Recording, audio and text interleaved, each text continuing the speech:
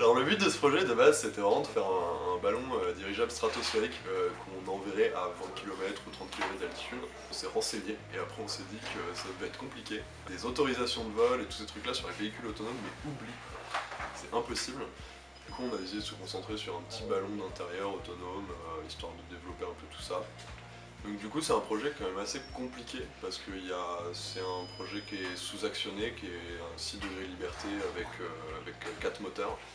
Donc on a réussi à faire ça en développant le hardware d'un côté et en développant le software en simulation. Donc on a fabriqué une simulation en 3D avec tout le code qui est en train de tourner dessus. Le ballon dirigeable est équipé de 3 actionneurs. Un actionneur qui permet de le contrôler horizontalement, un autre verticalement, ainsi que la vitesse de propulsion. Nous avons utilisé comme mode de commande une commande assez simple, c'est-à-dire un PID, qui permet de contrôler la vitesse, ainsi que des contrôles des angles des deux gouvernements.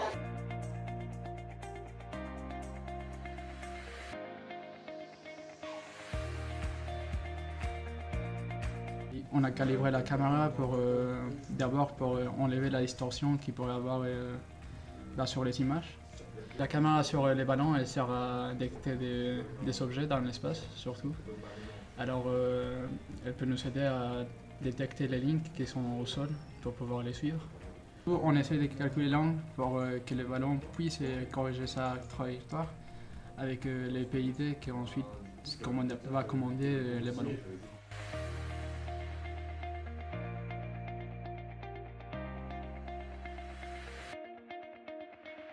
Notre système électronique est composé d'une carte Arduino qui est responsable de la gestion des fonctions de motopropulsion et d'une carte Raspberry responsable de la prise de décision en mode autonome.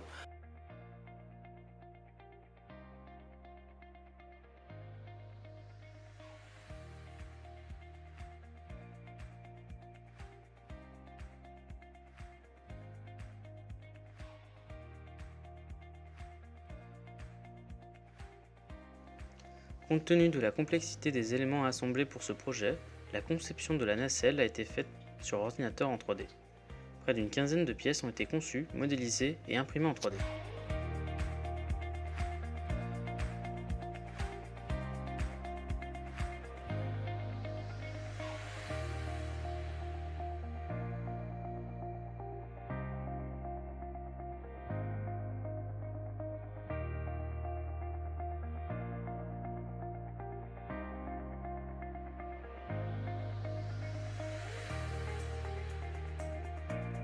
Du coup après la grosse contrainte de ce projet là c'était au niveau de la masse parce que on a déjà besoin de 1000 litres d'hélium pour soulever 1 kg. Si on commence à augmenter à 2, 3, 4 kg, on a un ballon qui est juste intransportable en intérieur. Du coup on a dû se limiter, donc là on a un ballon qui fait précisément 1 mètre cube. Et donc du coup on a vraiment qu'1 kg de charge utile. Et du coup ça a été vraiment une contrainte super difficile à respecter pour tout ce projet.